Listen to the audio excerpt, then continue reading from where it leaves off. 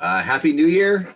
Good morning. We're going to get started in just a minute. We're going to let everybody filter in. But today you guys are on the California Relief Grant Program webinar. We are going to go through some really basic pieces of the eligibility for the first 10 minutes. We're going to get into the application, and we are going to answer what I'm assuming is a bunch of questions around not being able to upload, not being able to get a password or password protected questions. So we will hopefully be able to answer a lot of questions today, but want to give everybody a chance to get in first. And if you have any questions, please put them in the Q&A. We'll try to get to everybody's, but I'm going to guess that most of the questions are going to be exactly the same.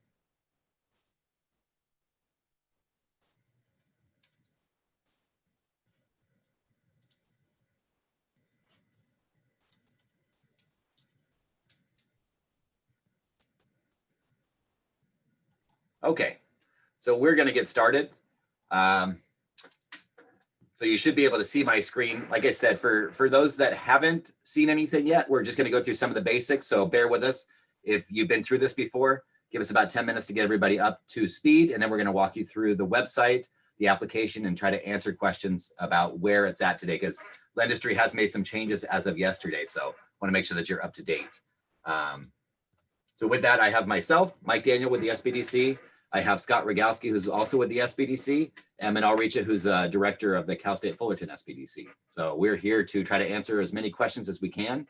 And then there's going to be some that we just can't answer, as they are working on the technology side of it at Lendistry to try to fix all the issues that people are having. So with that, let's go through, again, the careliefgrant.com. The application round one did start on Wednesday, December 30th and runs through Friday, January 8th. So we know that there's a lot of people that have a lot of issues with what's happening with their application. So we do want to, tell you that this does not close until January 8th. Lendistry is working on some of the issues that everybody's having, and everybody's having the exact same issues. So this is not first come, first serve. And when it closes, hopefully we'll be able to get everybody and all their information in. Right before we get started, let me just tell you one thing. So Lendistry has disabled the uploading of any documentation. So all you are going to do now is fill out the application. There is no ability to load documents. So hopefully that is a good thing. But I also know that a lot of people were filling out the application and got kicked out somewhere in between that. So they're aware of that. They're working on those issues. But like I said, give us a couple minutes just to walk through the basics of the program, and then we'll try to answer some questions. Scott, you want to go through this slide? Yes, yeah, definitely. So good morning, everyone. My name is Scott Rogalski from Northern California SBDC Small Business Development Center Network. Again, we are here for you at no cost to walk through the process, to handhold you through the application, to give you the most updated information from Lendistry and from the state of California. So about this California grant program, it's $475 million of funding. It's being administered by California Office of Small Business Advocate, and it'll be distributed by Lendistry. Lendistry is the only lender. So this is not like PPP where there's multiple lenders or you can go to your bank. This is specifically only through Lendistry. So the state of California has the funds, the intermediary is Lendistry, and then they're working with third-party organizations and partners like ourselves to get the information out to you. So there's two rounds. The first round, Mike talked about, it launched on the 30th. It goes through the 8th. So you don't need to worry about getting your application fully submitted and your documents uploaded until we walk through this first round. So and it's better if you wait rather than trying to get in when everybody else is. There's two rounds. They're both the same amount of money. This is not a first come, first serve basis at all. So you don't need to apply right away to get processed. So there is some time for that. The portal is open for for-profit and nonprofit businesses. We're going to go over that a little bit. The grants are up to $25,000 depending on your revenue. So if your revenue is a minimum of $1,000 to $2.5 million is the max. And then your business had to have been active. This is a hard set date. There's a couple things that are hard set. The 2.5 million max is hard set, and the date that you started is hard set, is June 1st, 2019.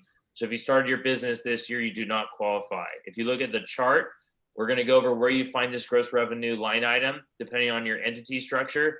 But the revenue is between 1,000 to 100,000, you qualify for a $5,000 grant. 100,000 to $1 million, you qualify for a $15,000 grant. And $1 million to 2.5 million, you qualify for a $25,000 grant. Okay. Manal, you want to take this one?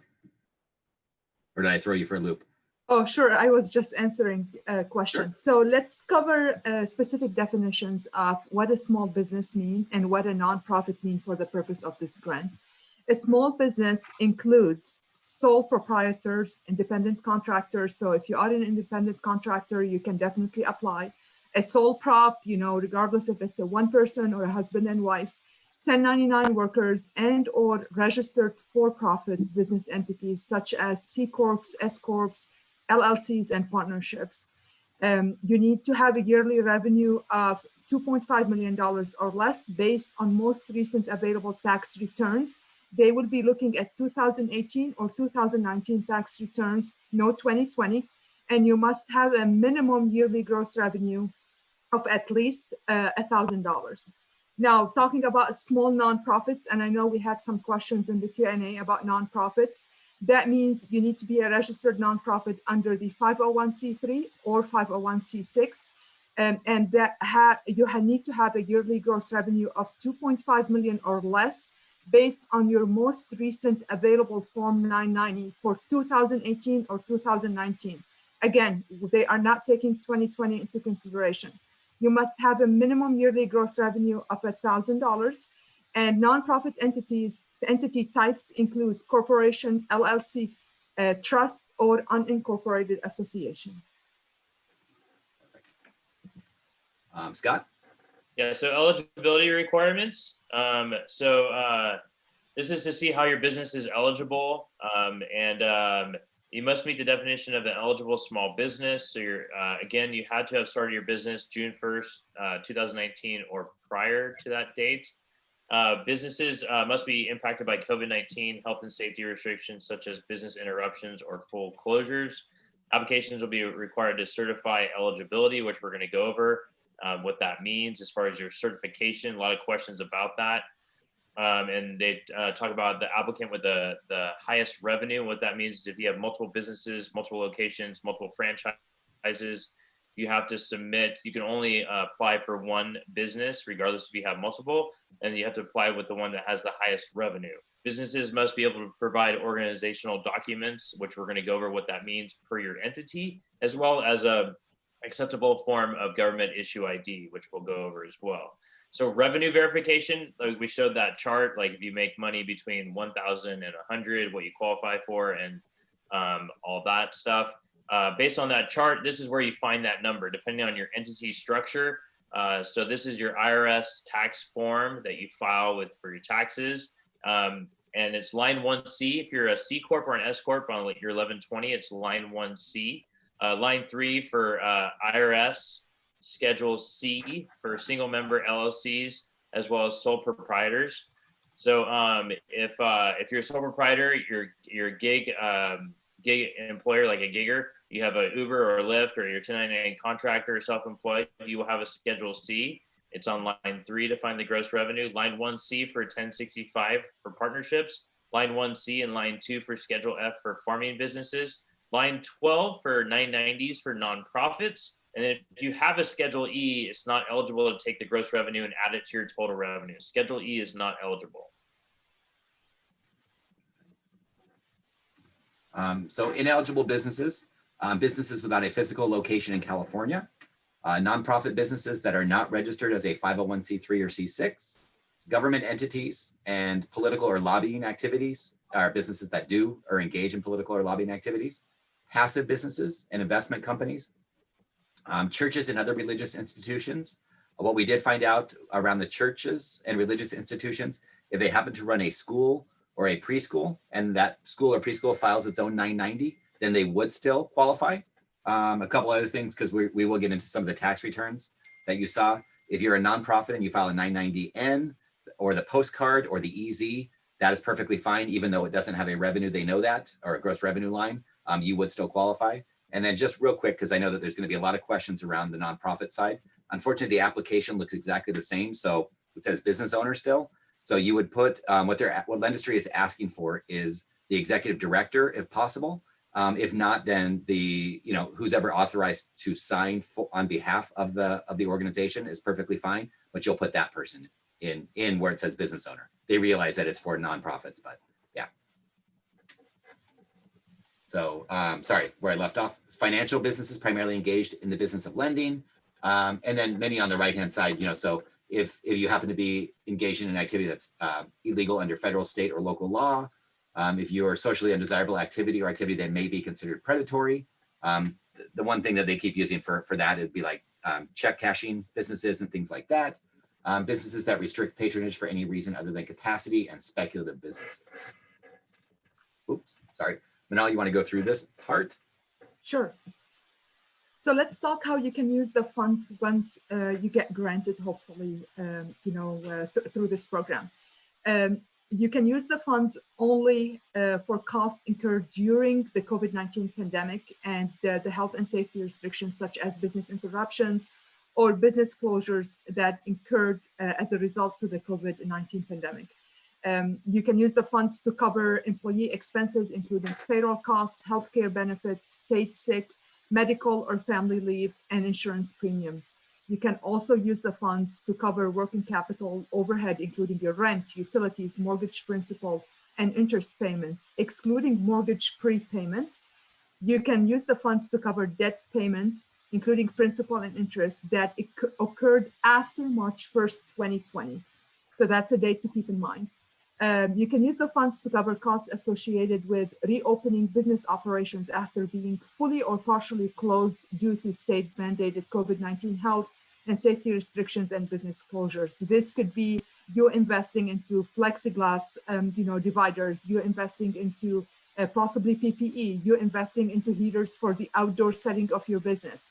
You can use the funds for costs associated with complying with COVID-19 federal, state, or local guidelines for reopening with required safety protocols, similar to the examples I just mentioned, including but not limited to equipment, plexiglass barriers, outdoor dining, PPE supplies, testing, and employee training expenses.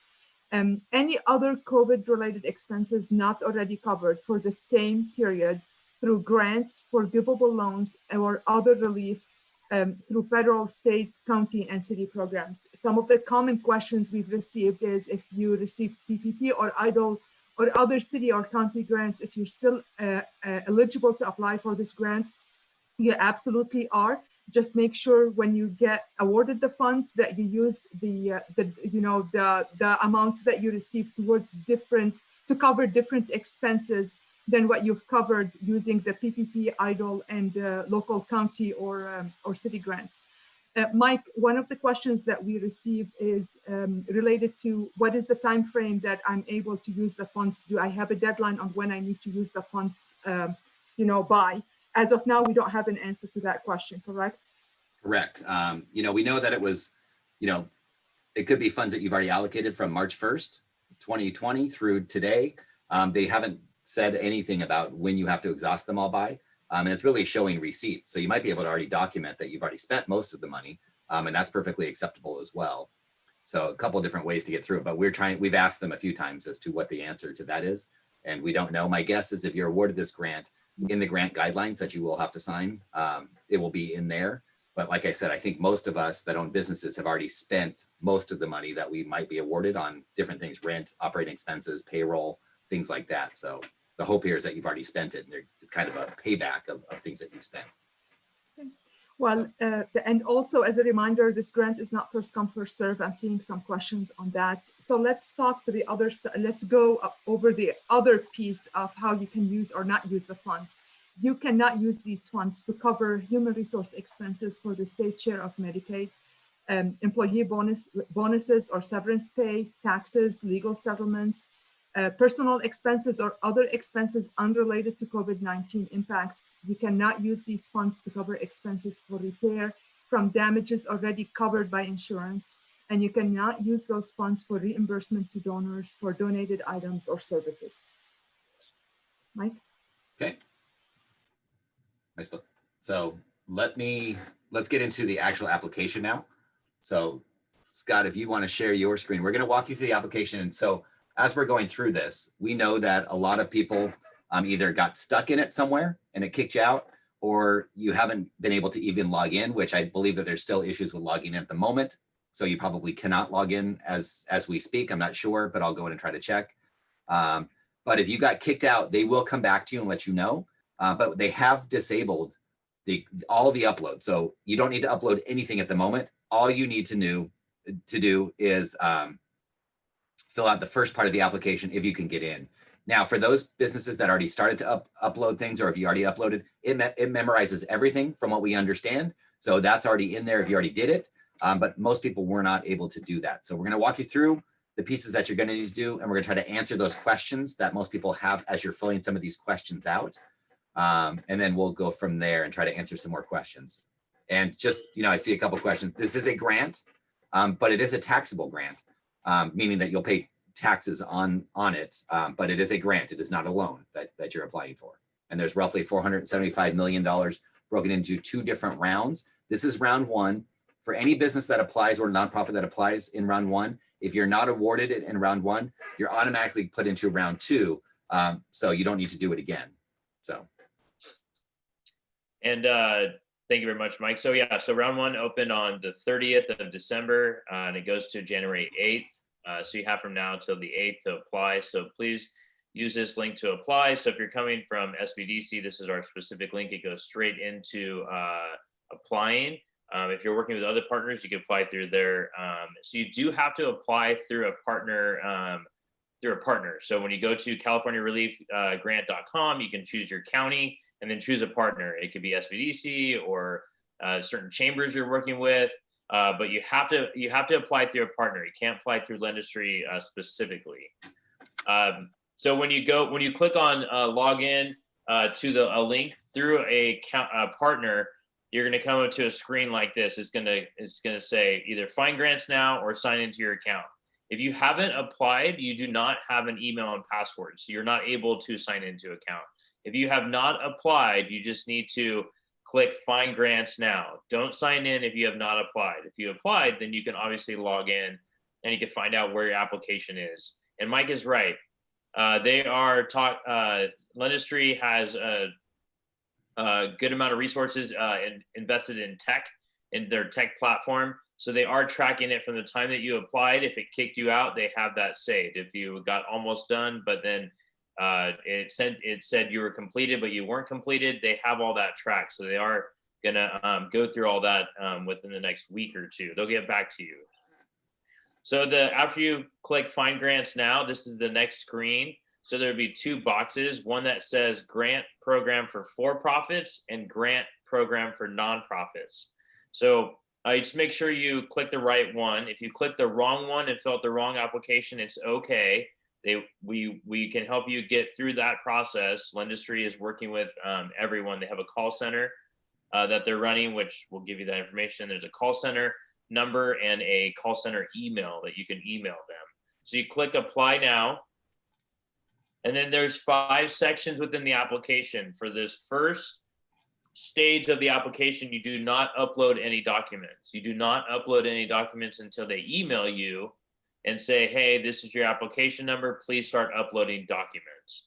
So you don't need to upload documents in these first 5 sections. So starts off with your basic information, your first and last name, your email. They want to confirm your email and your cell phone number, and then your business name and your zip code. Just really quick basic information. They want you to click I accept SMS text policy so they can text you for quicker response and updates. All right, so owner details. This is the next section. So there's 5 sections. Next section. They transpose all your information over here. So this is owner details, not business details. So when it says owner address, that's your address, where you live. If that's the same as your business, that's okay. But this is where you live, and you're not allowed to use a PO box. You cannot use a PO box. And let me jump in there too. If you're a nonprofit, what they like, again, is the executive director to fill this in. And if not the executive director, then whoever is the authorized signator for the nonprofit. I know it doesn't make any sense to fill in for owner, but that's what they're looking for. So it's not coded, or it's not labeled correctly, but that's what they want in this area. And if you don't feel comfortable, which I wouldn't feel comfortable putting my home address necessarily if you're a nonprofit, you can definitely just use the address of the nonprofit. If it doesn't have one, then you will probably need to use your home address for that. Yeah. Okay. And then it asks obviously for the city and your state, your zip code, your county, owner, date of birth. That is for you as your owner, like your date of birth, not your business start date. Your social security number. We have a lot of questions asking why do they need your social security number, and they needed to process it. We're not sure what they're checking with credit or not, but they do need your social. So if you they're not checking credit. Not checking credit. Okay. So, but they do need your social. And we're not the beholders of why they need that information, but they are asking it and requesting it. If you're not able to supply a social, then unfortunately you're not going to be able to complete the application. Ownership percentage. So they want to know who's applying, how much ownership you have. If it's 100, great. If it's 50 or 80, they just want to know how much you have. Yeah. And then for nonprofits, you would put 0%. For nonprofits, you'd put 0% ownership because, yeah. Thanks, Mike. All right, so business information. This is the business information. So your business name, if you have a DBA, then you put it here. If you don't, you have to put none. If you don't put none, it won't allow you to move forward. So you do have to fill that out. Your business EIN, if you have one, you know you have one. If you don't have one, you could put your social security number. So that's where the business EIN. Again, if you don't have a business EIN, you would just duplicate your social from the previous page and put it on here. Your business phone number, your business type. There's about 6 or 7 business types. We went over most of them: C Corp, S Corp, professional corporation, partnership, limited partnership, sole proprietor with employees, and a sole proprietor without employees. So lots of different options there. If you have trouble, you're not sure which one, or maybe you chose the wrong one, that's okay.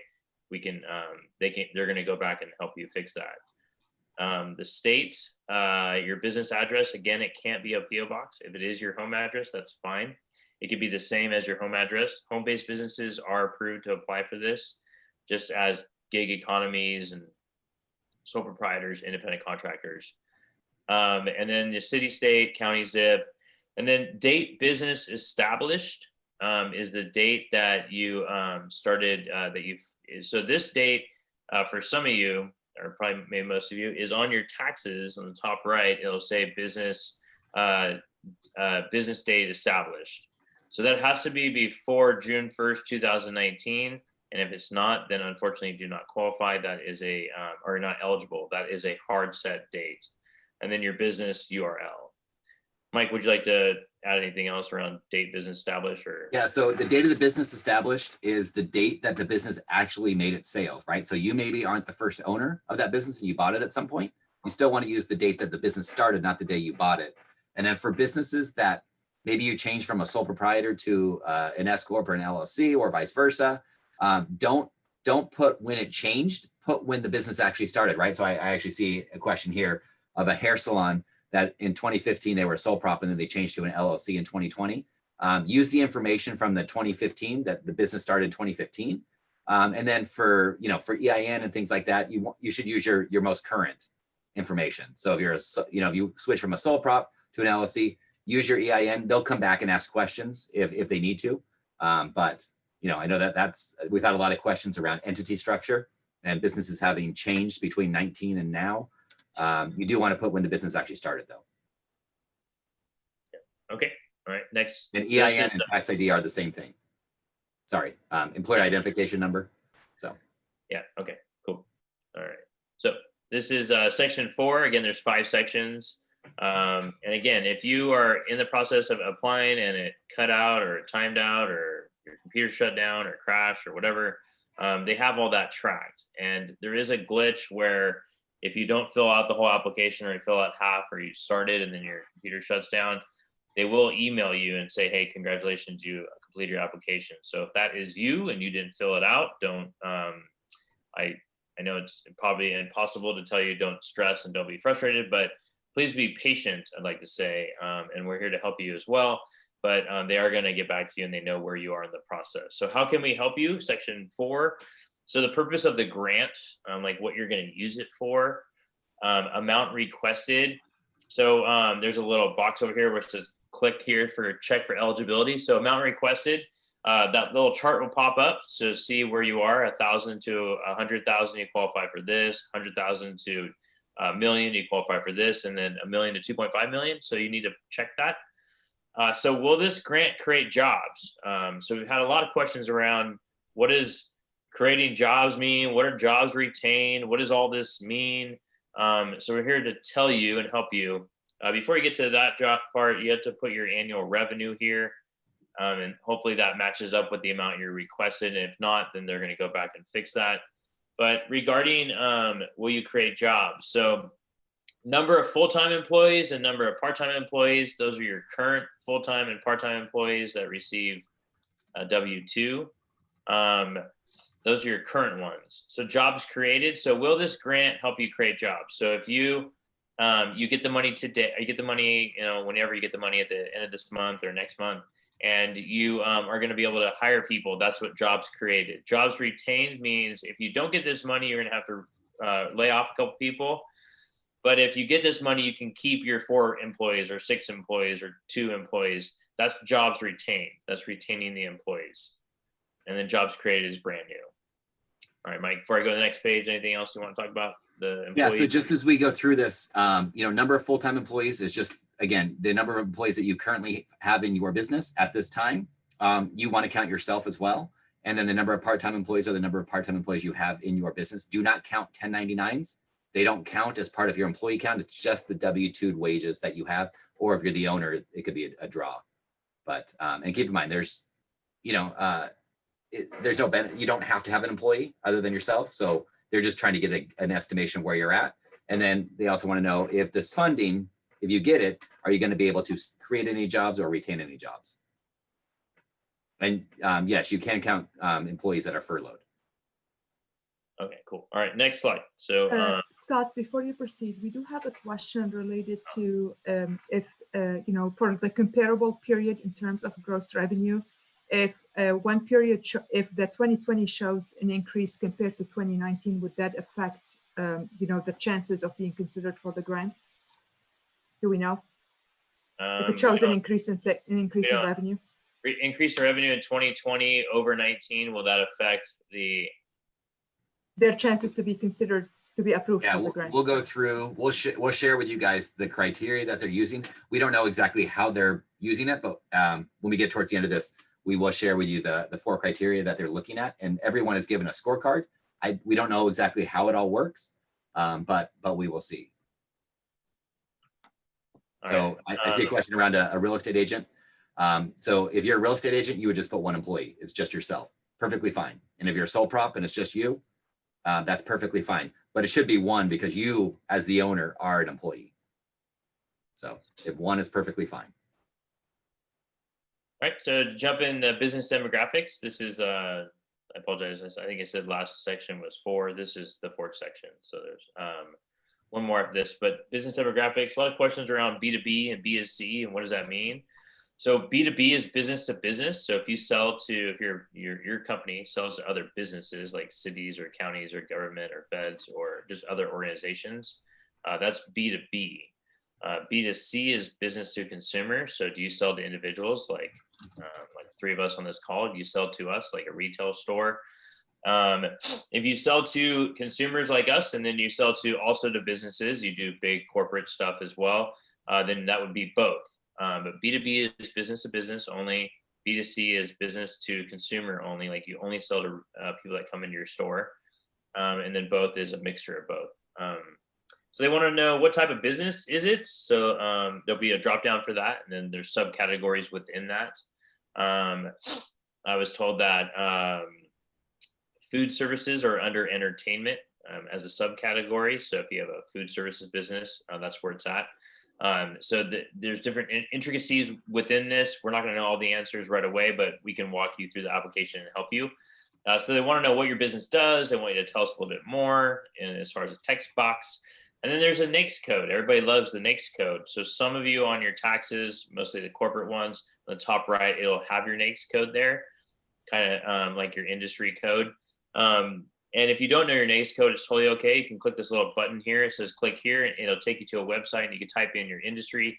And it's just to get as close as you can. It's not there's not every NAICS description code for every industry or subcategory industry that exists out there. for small businesses. So you have to find the one that is the most closest. And if you need help with that, we can help you. They also want to know if you're a women-owned business, veteran, disabled. They want to know your race, ethnicity, if you are a franchise or part of a franchise, and then if you're in a rural community. So if you want to know if you're in a rural community, this came up yesterday. What does that mean? If it's hard to tell what that exactly means, but we don't have a designation. In Northern California, there's a lot of rural communities. In Southern California, there's not as much. Central California, there's quite a few, but rural is kind of sort of anything under 50,000 and under in population is kind of a rural community.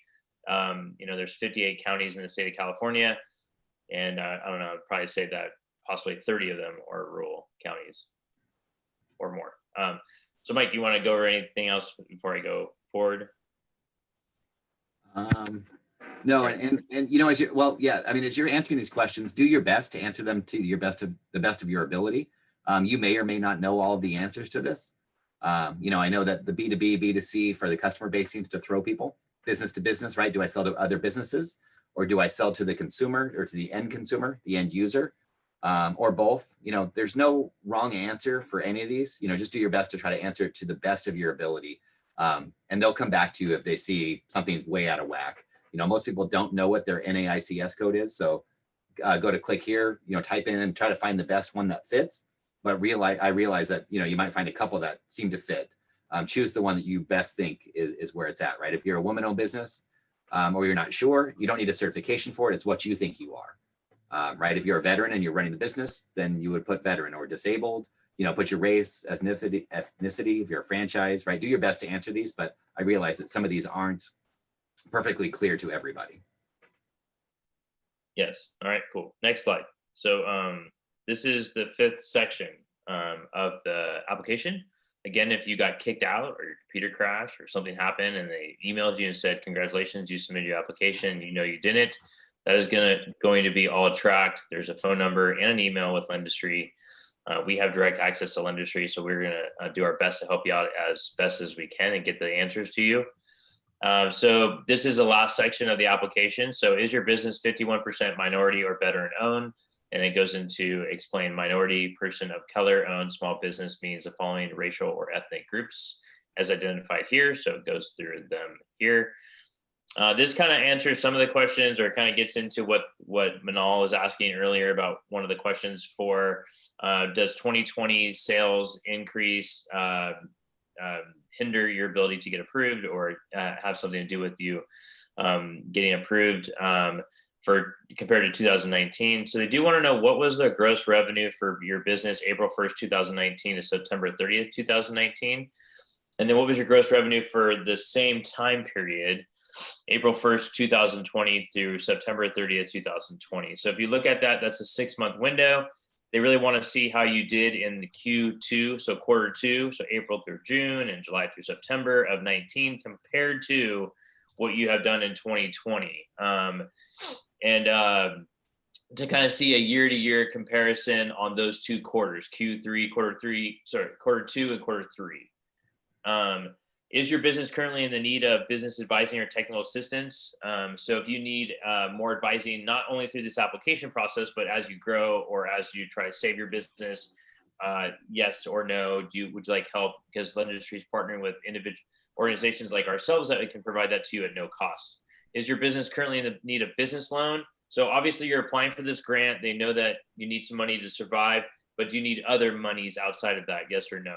And during the last 9 months, has your business received any COVID-related emergency grants? So they want to know if you received any PPP, EIDL, or any city or county local grants or monies. And it's not going to determine if you get approved or not approved based on if you've received other monies. They just kind of want to know for their tracking purposes for the state. Yep, and that's it for this section. Unless Michael. Yeah, let me jump in there.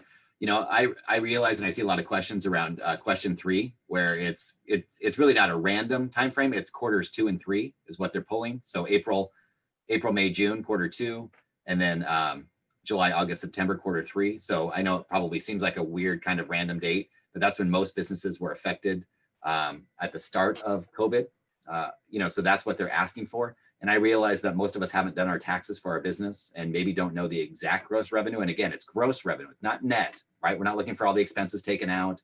We're just looking for the top line of what your business or nonprofit either generated and did in that time frame. You have to do your best. You know, I realize that you might not be 100% accurate in it. Do your best to answer it to the best of your ability. You know, it might have to be somewhat of a really educated guesstimation, but do your best to answer it the best way you can. And then for question 6, during the last 9 months, has your business received any COVID-19 related emergency grants? That really should say emergency funding. And so they're asking for PPP, EIDL, city grants, county grants, philanthropic grants, anything that you've received, they would like to see the total number there. And so there is a drop-down box that says other, so you can get all of it. I realize PPP is really probably a loan, EIDL is a loan, but they like to know what that number is. That will not give you points either way as far as getting this grant. They're just looking for the dollar amount of what you may have received. I realize there's a lot of questions and maybe we don't all understand why they're asking some of these questions, but they're there. They want you to do the best, the best you can to answer it. And again, do the best you can. I realize that for some of this, it might be a little bit difficult. All right, so I'm going to get out of here so Mike can share something else. We're going to go on the website, I think. We're going to go to the website. I know I just saw a couple questions around nonprofits, who signs for it. Again, if it's not the executive director and it's somebody else, that's perfectly fine. Just, I mean, each nonprofit might have their own process and procedure for who signs and who doesn't. So maybe it's not the executive director, maybe it's the CFO or somebody else like that. So this is the site. So this is how it was built. So you can, to apply through a partner, you can click by county or by language. So if you go by county, probably the easiest way to do it, we'll choose a different county than we've chosen in the past. Let's just say we choose Imperial County. So you are going to have to go through a partner. There's nothing to do outside of, you have to click on apply now on one of them. Doesn't mean that you're going to get help from them. Doesn't mean that, they're going to reach out to you. It's the state and Lendistry wanted you to know that there are partners out here that can help you at no cost, either do this or other parts of your business.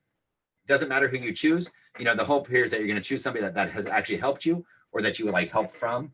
Or maybe you're a member of the Asian Business Association or Cameo or Cal Nonprofits, women's business centers, whomever. But let's say you go into apply now. Now it takes you into the site itself.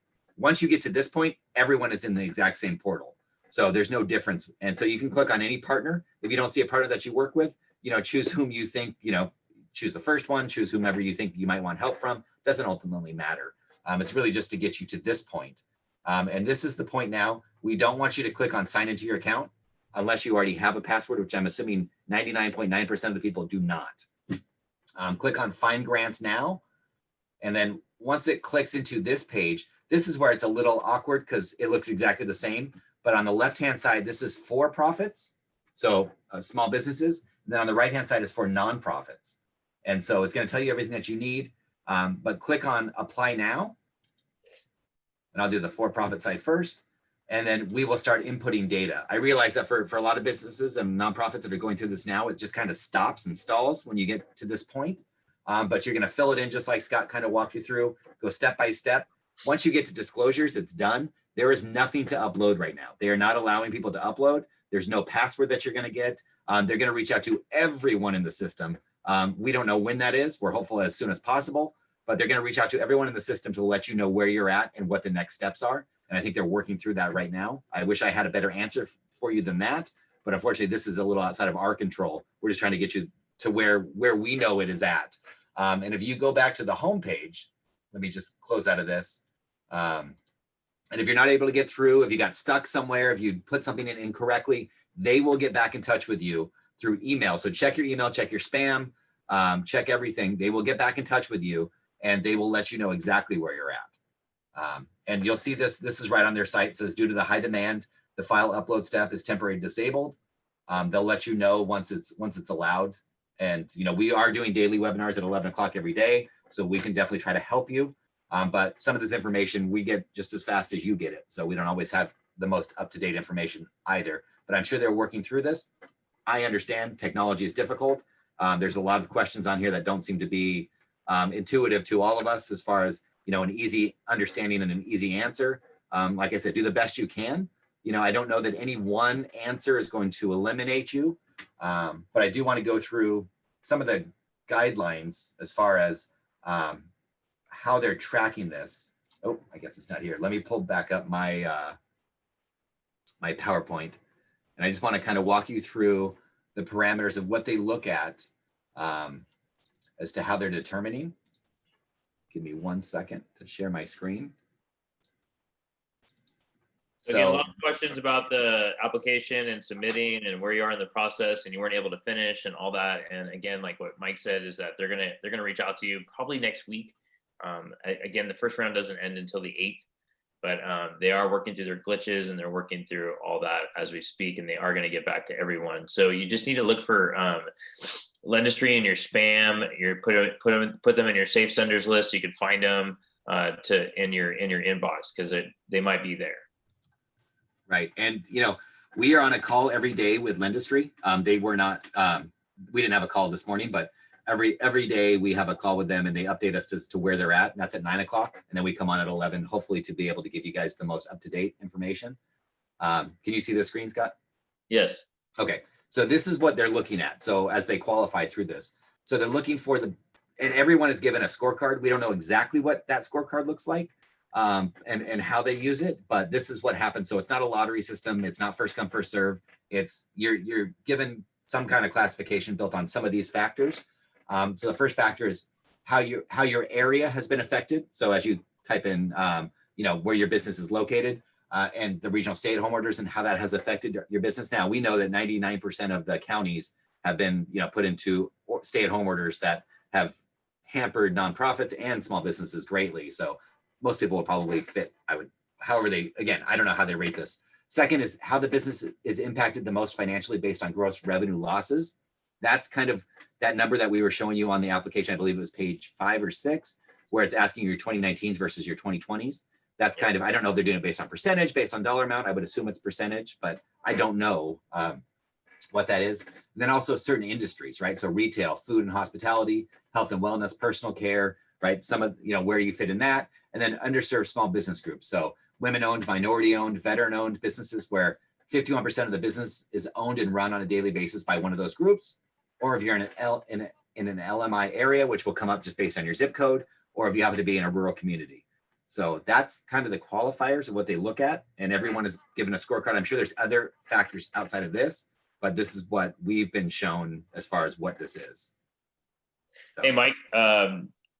Sorry to interrupt. Somebody was asking, can you show what the nonprofit application looks like? And I think you said that, you know, from people that have applied that it looks the same. The nonprofit. Yeah, I think that's, yeah, let me go back to it. And I think that's part of the problem here. Let me just share with you where to go to see it as well. Can you see my screen again? Yes. So I'm on the website. So this is the homepage. This is careliefgrant.com.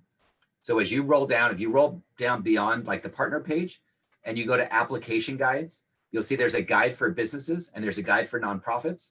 So if you click open the nonprofit, this will give you, well, it's 47 slides. So a lot of what we're going through with you, but as you roll down, and I apologize for going too fast, I'm just gonna try to get to the part where it shows the actual application. There are screenshots of the application of what it's gonna look like for a nonprofit. Sorry, still getting there. So, and I get it. It's a little hard to read. Let me see if I can make my screen a little bit bigger. That's about as big as I can make it before I can no longer see. But you're going to see it's kind of this. It's the same questions, right? So first name, last name, owner, cell phone, business name, right? So there's not a lot of change in it. Owner, first name, owner, email. So when you're using this information, you'd put the executive director, the CFO, or whoever is filling it out. As far as what it is, where it's located, all those kinds of things, but it's pretty much the same questions, right? So the business name would be the nonprofit name. And then if it's a DBA, which, you know, you probably, yeah. So your EIN for your nonprofit, but all these unfortunately look exactly the same. So where it says business type, this is where you put nonprofit. And then you'll confirm your nonprofit status. So there's not a lot of questions that are very different, but you can definitely go in and take a look, but most of the questions are going to be the same. So if they don't make sense to you, I apologize. We will try to get you the answers. nonprofit is a little, outside of our traditional world. So there might be some nuance that we don't completely understand, but like I said, do the best you can. Here you'll see kind of they've changed some of the questions here as far as at least 25% of the nonprofit's revenues are derived from services in the following categories. So they're asking you for, where you're at. So, but there's not a lot of change in this. So hopefully that answered some of the questions. Are there any other questions you guys are seeing while I'm on this site? Yeah, not necessarily for the nonprofit. So I'll wait for Scott just in case. Yeah. So this Mike, just let everybody know that they can find the same information that you're showing us right now on this website. As far as application guide and how to walk through and where to look at, and exactly what Mike just went through. You can find this on californiareliefgrant.com. And some people are saying that, they read that yellow tag too fast, that they're not accepting any more applications. They are accepting applications. They shut down the upload so they can receive more applications to cut down on the load and everything. So they are accepting applications despite what you hear, just you're not able to upload at this time. And they are tracking it through their tech to get back to you for everybody that submitted but didn't upload, and everybody that submitted or filled out but got kicked out or didn't come back, all that stuff. Yeah. One of the questions I've seen a lot of people looking for answers is Uber and Lyft drivers. So let's just they would be considered a 1099. And so perfectly fine, right? You still can apply. You'd apply with your 1040. So how you file your traditional taxes, and it'll be on your Schedule C, the gross income that you received, but you'd follow that same process, right? Except you would just put all your personal information, your social, if you don't have an EIN, all the basic information. You just wouldn't have any corporate information to include, and that's perfectly fine. And anybody else that doesn't have a DBA, as far as documentation, I know they're asking for either Secretary of State or a business license. If you don't have any of that, there's a box to put NA or none assigned, and they'll come back to you and ask you for some type of verification that you've been in business prior to June 1st, 2019. Hey, Mike, you want to go over the certification, the self-certification? Sure. Yeah, absolutely. There's a lot of questions around this certification. How do you fill it out? What does it mean? Can you save it to your desktop and sign it electronically? So the answer is yes, you can save it to your desktop and sign it electronically if you don't have a printer.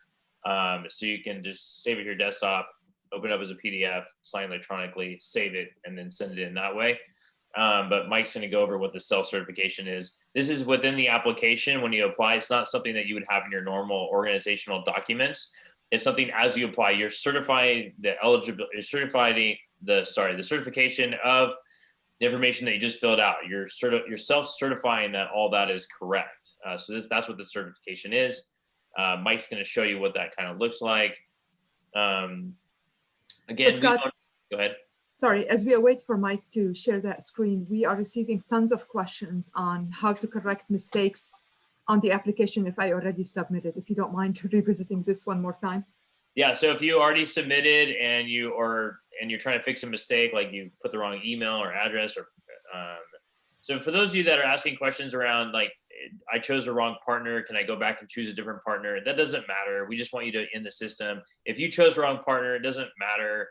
That I wouldn't worry about. If you put the wrong phone number or email or address or all that, I'd worry about that. So again, we don't have a quick answer for you saying that like, hey, this is the remedy to fix that. They are processing those requests and items as fast as they can. You can call their 888 number. Manal will put that in the chat. You can call their customer service line. You can wait on hold. It's kind of similar to SBA, EIDL, and PPP. You will be on hold for a little while, possibly 30, 60 minutes, or you could email them to kind of put that in the queue. And if they're not getting back to you as soon as possible, it's because there's hundreds of thousands or thousands of people applying for this application at the same time, and they're inundated. They have a team working on it. They're working today. They're open today. They're working diligently to get through this. Next week is going to be better. We're going to have more answers next week as they get through this weekend. And they're not getting back to people on if you're approved or selected or waitlisted until after the 8th. So we have a lot of time. Today's the 1st. We still have about 7 days for you to apply for the first round, and then there's a second round, and then you have time to get your documents uploaded and submitted. So we don't have a direct answer for what Manal said. Just be patient, please, and wait for Lendistry to reach out. And if you're not getting any answer, please contact us. We have direct relationships with Lendistry in the state of California. We can get answers very quickly on certain things. But we're not going to get to a lot of people in the chat, and the questions right now are saying, are you guys answering my questions? Do you guys see my questions? How come nobody's answering my question? Well, there's over 700 questions in the queue right now. We're not going to be able to, we'd have to do it. We should do an all question day, Mike. We should wake up at 8 a.m. and just do an all question, answer, you know, thousands of questions all day long. Scott, thank you for addressing this. We really are trying our best. Please be patient with us. Sorry, Mike, go ahead. Sorry. Well, I do see a couple of questions, you know, around people that didn't file their 2019 tax returns yet. That's quite okay, as long as you have 2018. But they have to have 2018 or 2019. It's one or the other. And so they're looking right at your tax returns and they're looking at exactly the lines that we discussed. If you have a Schedule C or a Schedule A and a Schedule E, you can apply. You wouldn't use your Schedule E, right? That's passive income. Don't mean to get too technical for some people, but let me walk through this and then we'll get back. We'll try to answer as many questions as we can. So this is the application certification. So this is on their site. So you can download this and you're basically checking off that you've answered all the questions to the best of your ability and to the best of your knowledge. You know, so as you open it, you could just put an X or a check or, you know, whatever you might want to do. And then down here, as we get to the page 4, it's asking for your signature. If you don't have the ability, you don't have to download this and sign it with a hand signature. You can just type in your name and then print your name and put your title, all of that, and save it. And then you're going to upload it when you have the ability to. There's no way to do that at this moment, but at some point you may, you know, we will have the ability to put these back into the system. But that's what it is. And the self-certification really is just stating the facts of what you've already filled out in the application and letting you know that all of this is true and correct. You know, like number 10 is the applicant acknowledges and agrees that if the applicant has represented itself as being woman-owned, veteran-owned, you know, that you are 51% and that you realize that that's what you're putting, right? So it's just asking you again to follow up to make sure that everything you put, that you understand what you did and that it's true and correct. That's the extent of the self-certification. There's no other certification outside that you need to get. It's a form that is on the Lendistry site. And I put it in the chat. I'll also put in the nonprofit one as well. Let me just put it in one more time to everybody. So I'm going to start with putting in, this is the one for business. And then let me put in the one for nonprofits. And then if you want to start asking some questions, Manal, we'll try to get to as many as we can if we haven't answered it already. No problem. And Scott, would you mind sharing also our link for the SBDC so everyone in the chat, so everyone can locate the local SBDC to them, because we have questions asking for no cost one-on-one assistance. Yeah, so if you just go to the link in the chat. It's californiasbdc.org/COVID-19-relief grant. So if you go there, you can find the most local SBDC near you. You can also apply right there. You can, there's information regardless of where you are in the state, of what number you call, where your business is located, SoCal, Northern California, Central California. So go ahead and look on that website.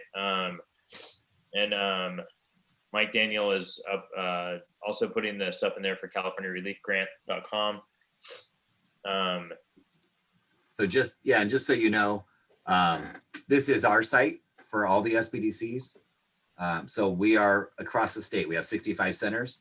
Now, I will also tell you that some of our centers are not working today, tomorrow, and Sunday, but we are here, you know, answering calls, answering emails. So, you know, whatever you need from us, but you may not be able to get a hold of somebody until Monday if you call into an individual center. So if you call the 833-ASK-SBDC, you know, if you email Manal or myself, you know, we will be able to try to get to as many answers as we can. But if it's technology related, just know that's a little bit outside of our control. So if it's a password piece or, you know, if it's some of these other pieces, we just don't have the ability to do anything until Lendistry gets everything up and running again. So, and we understand, you know, I also see questions, so I want to address this. That whole password protected, if you were trying to upload stuff the last couple of days and it said it was password protected, that was an error in their system. That's part of what they're correcting, so that you shouldn't see that anymore. And then the PPP loan, I know, again, on that question, I think it was question 6 on the last page where they were asking for all the grants that you received. It really should say all of the federal disaster funding that or just disaster funding you received. It shouldn't have said grant. But again, answer it the way you want, right? Whatever you feel. I mean, I agree with you. A PPP loan, an EIDL loan, those were loans, right? PPP for most people has not been forgiven yet. So you answer it to the best of your ability or the way you feel that you should answer it. You know, you're not wrong in that, you know, if the phrase or the sentence is phrased incorrectly, then, you know, that's on them to fix it and then to let you know it. But yeah, so anyways, and then the last one, we did get off of a call with industry yesterday, and I know some people probably already did this, but the banking information, you do not need to put in your banking information in this round. Even when you start uploading documents, you do not need to put in your banking information. I would not do that until you're actually awarded the grant. Then you can put in your banking information, but I would leave it blank and not put it in. You don't need to give them your banking information unless you're awarded the grant. So again, you know, make sure that, you know, it's up to you to choose, but you do not have to put it in. You will still be in the queue, you know, and you know, put into the possibility of getting this. So a lot of questions around business entity, business type, business category. If you don't see it, just try to find something that's super close to it. That's why they have those text box located on there, kind of talking about what does your business do, what's your business industry, stuff like that. So it's to the best, like what Mike said earlier, to the best of your ability as far as you're filling out the application. And if you need to go back and change something or update it, they are going to allow you to do that. Yeah. Yeah, just know, I mean, again, right? I mean, many of us, you know, partnerships are a difficult one, right? And again, right, you should only be applying for one person in the business, right? So maybe there's 5 people that all own the business. Just one person is going to apply. You choose. Again, it doesn't matter if they, you know, if everybody has a different percentage structure or there is no percentage assigned to anybody, or there's 2 people in the partnership, just have one apply. You choose who it is. Mike, we have questions pertaining to if I obtained previous grants or PPP and EIDL, would that push my application down in priority list? No, it's not even something that they are looking at as far as a qualifier for this.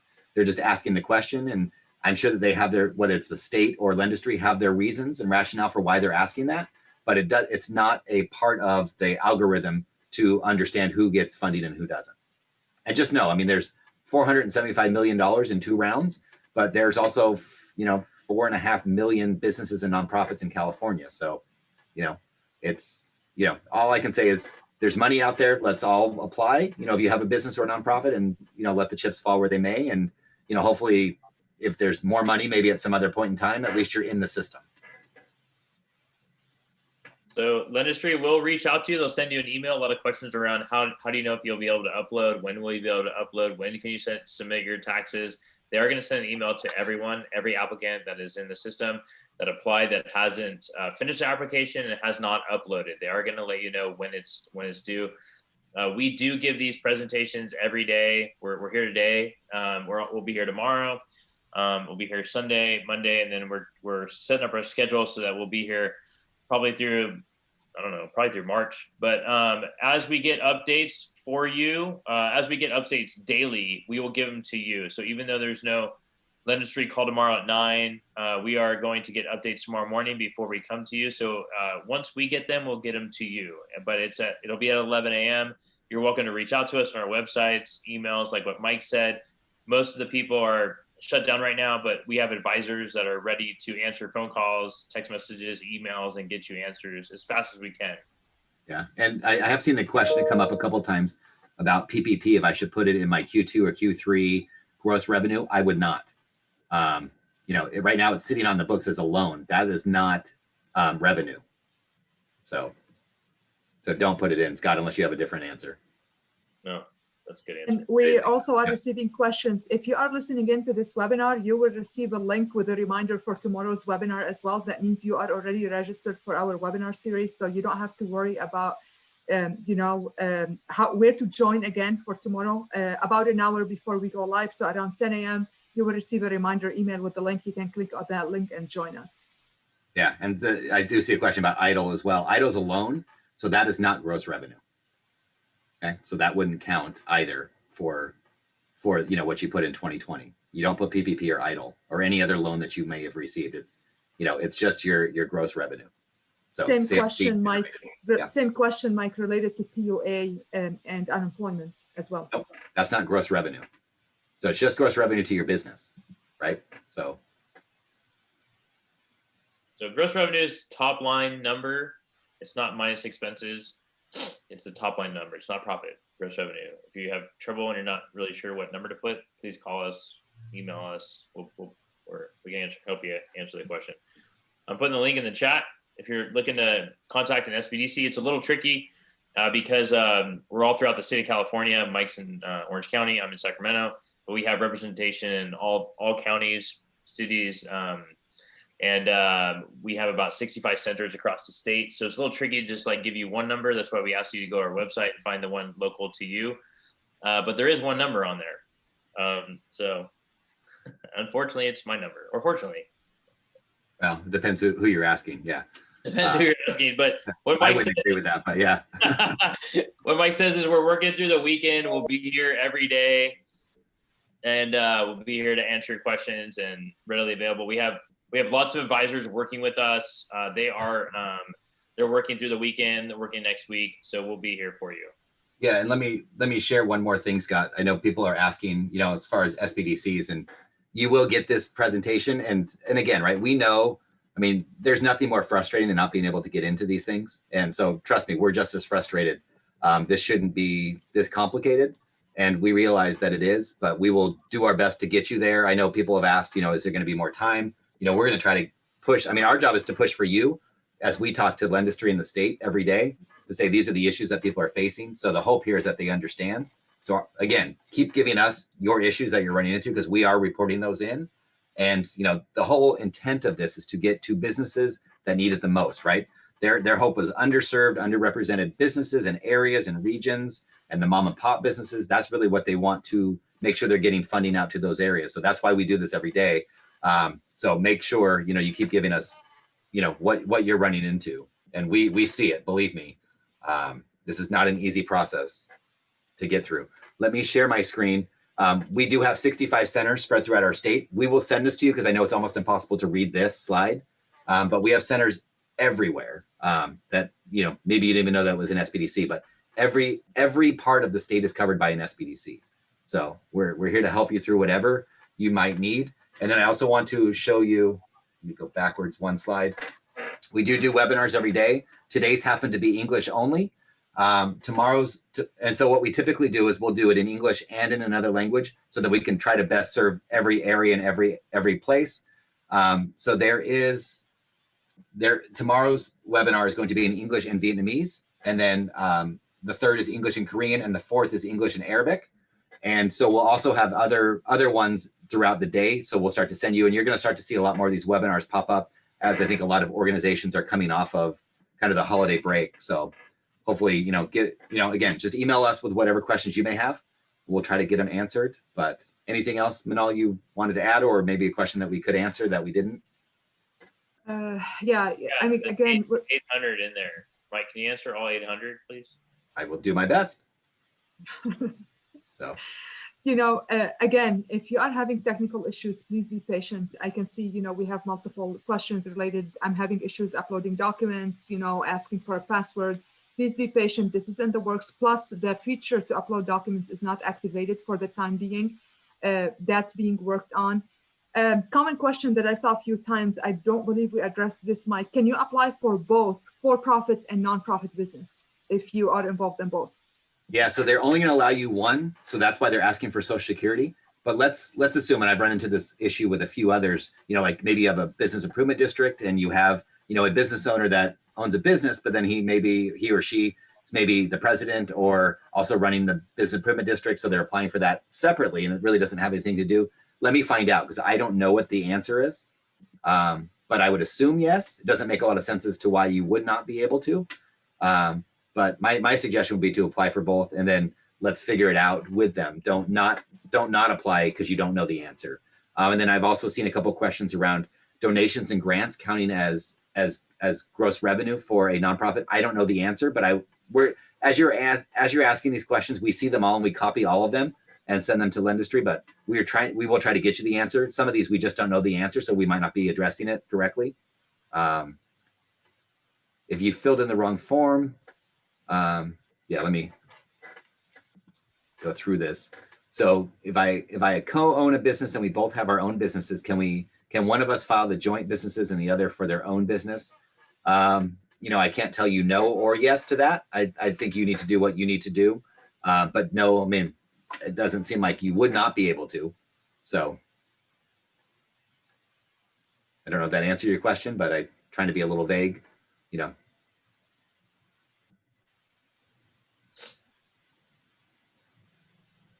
Okay.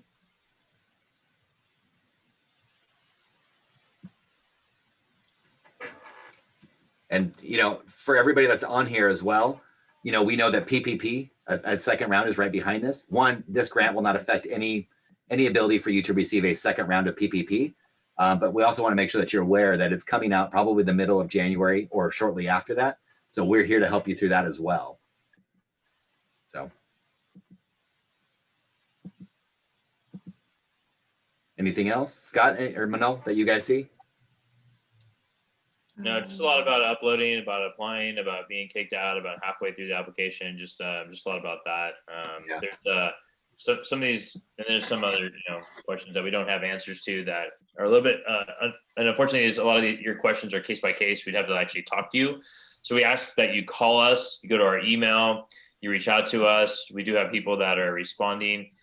Right now, since the calls are going bonkers, the best way to get a hold of us actually is easiest is through email. We can get back to you easier. You know, we received 10,000 calls yesterday and 20,000 the day before, so quite a few calls. Email is easier for us to get back to you because we can kind of do a blanketed email and then respond, and then we can get you to an advisor easier. Yeah, and as far as if there's application process, like, a lot of questions around race, around like, how do you find your sales for 1920? Like, how do you know your business type and industry? Is it there? Is it not there? All that stuff, we can help you, but we'd have to walk through with you, kind of hold your hand as we go through the application. It is different case by case. The only way to do that is for you to reach out to us and call us, and we can get you to an advisor and they can help you at no cost. Again, you shouldn't be paying anybody to apply, to go through the process, to put your application together, any of that. You shouldn't be paying. We're here for you at no cost. Yeah. So this is the homepage for the CAReliefgrant.com. So we send them the questions every day that we get. I know we've probably sent them about 10,000 questions so far. We've done this since last Wednesday. But if you go to information for applicants, there is an FAQ box. I don't know how up to date it is. I haven't looked at it recently, but there's a lot of questions that they are answering, and they continue to put in based on what we send them back. So there is an FAQ box for you to take a look at. I'll put it in the chat box. Yeah. So again, we'll be here tomorrow. We'll be here through Friday when this ends. If it's extended, we'll be here longer. And we're always here, right? We're here to help your business in anything you may need. And I know we didn't really explain what the SBDC does, but Scott, I don't know if you want to quickly just explain who we are and, a little bit about our organization. Yeah, so SBDC, Small Business Development Centers, we are the largest consulting firm in the U.S. We are funded by SBA, Small Business Administration. So because we're federally funded, and they're also state funded in the state of California by the Governor's Office of Economic Development, which is called GoBiz. And because of the state and federal funding, we come to small business owners, entrepreneurs, existing businesses at no cost.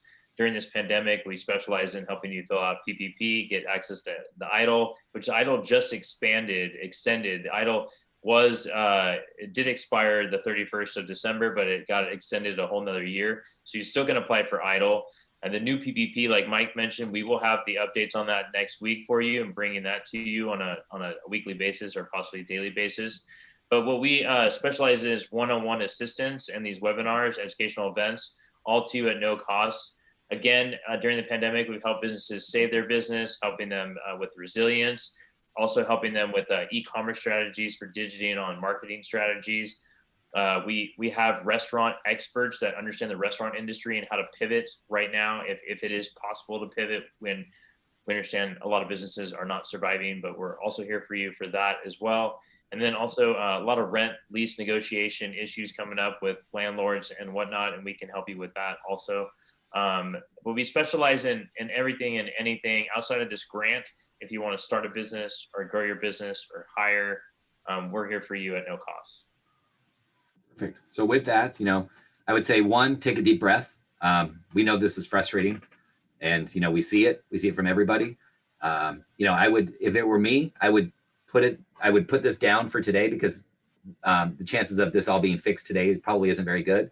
You know, I would take a breath, enjoy New Year's Day, and come back to this tomorrow and see if it's been fixed. But there's not a lot that even you can do if you can't get into the system. So let them fix the system, because this application shouldn't take more than 20 or 30 minutes in a normal working manner to fill out. So let them fix it. I think you're going to have a lot more success. I think it's just going to cause frustration if you're trying to get through it today. But yeah, with that, thank you all. Everybody have a great New Year's Day, and hopefully everybody has an amazing 2021. Thank you, and thanks Manal, and thanks Scott for joining. And we'll be back here tomorrow at 11. And like I said, tomorrow will be in English and Vietnamese. So we definitely go a little bit slower tomorrow, but we will try to take all your questions and do our best to get them answered. Hopefully we'll have a little more information for you tomorrow too. So thank you. Thank you very much. Thank you.